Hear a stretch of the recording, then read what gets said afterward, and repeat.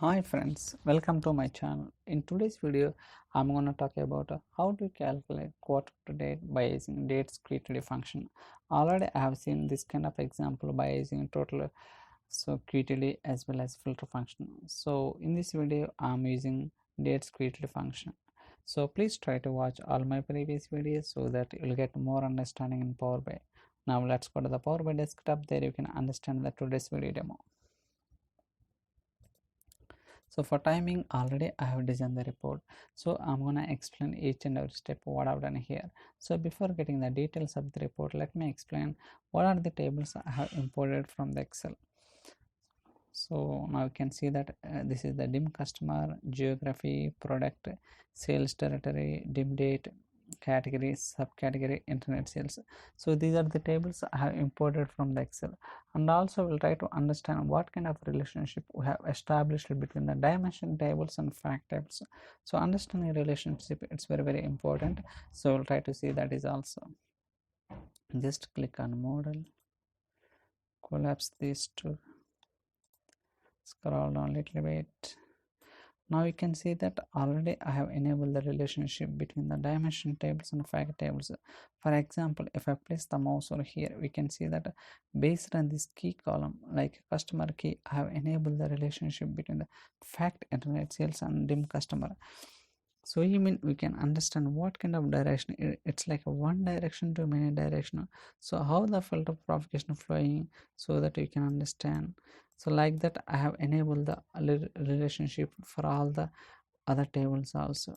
So we'll try to speak more in upcoming sessions. For timing, we'll try to focus on today's report on. Just click on report. So now we can see that all these three are matrix as well. So we have year level and quarter as well as date. So if you look at here in 2001, so what is the sales? 4090. In 2000, this is the sales. In 2003, this is the sales. In 2004, this is the sales. But when I compare to this measure, it's not giving with respect to the current context. What is the current context? In 2001, this is the sales, but here it's giving something different, right? In 2002 also, in 2003 also.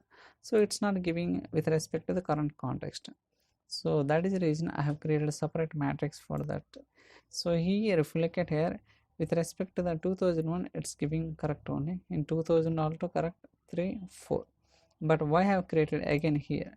So when you scroll, when you drill down to further level, we can see that in 2001, quarter 3, quarter 4. So basically we have sales from July month on only. So that is the reason we got quarter 3, quarter 4 only. Okay.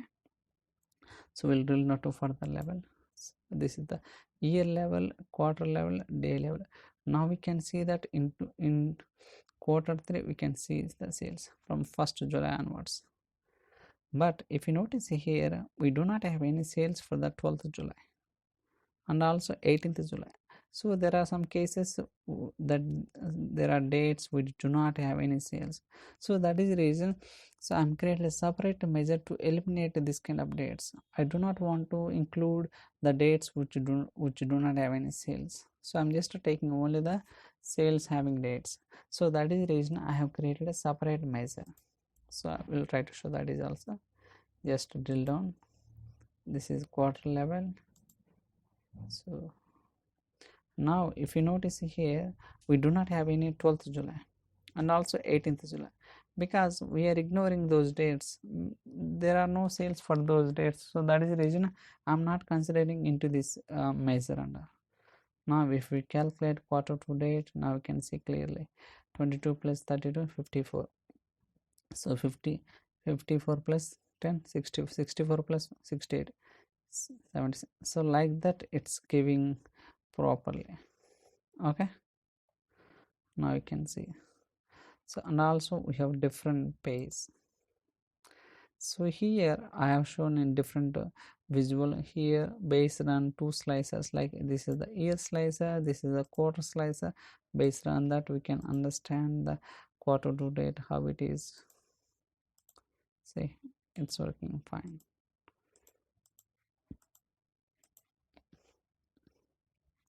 And also we have separate page.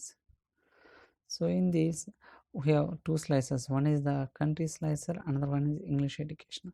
So based on these two conditions I have created a DATESQTD measure. So I'll try to show what it is. So for example, in sales territory country, so I have taken United States, and also in dim customer table I have taken high school. So here based on these two combination I am just calculating the quarter to date. So for example, if you look at here in 2001, these two combinations based on these two filters in quarter three, these are the sales only. These many dates only having the sales, remaining dates we do not have any sales. So that is the reason I'm just ignoring remaining dates. I'm just including only dates which are having sales.